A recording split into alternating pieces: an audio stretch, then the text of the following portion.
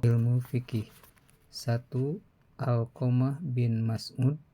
Kedua, Ibrahim bin An-Nakhal. Ketiga, Syekh Hamad bin Abi Sulaiman. Keempat, Abu Hanifah, pendiri mazhab Hanafi. Kelima, Hasan al-Basri. Keenam, Ikrimah.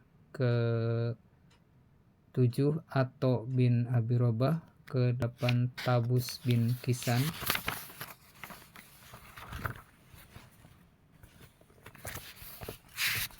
Selanjutnya Muhammad bin Sirin, terkenal sebagai ahli hadis.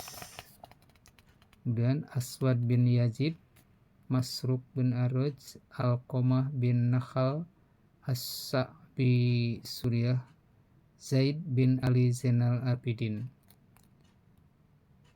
Makhul ad-Dimaski,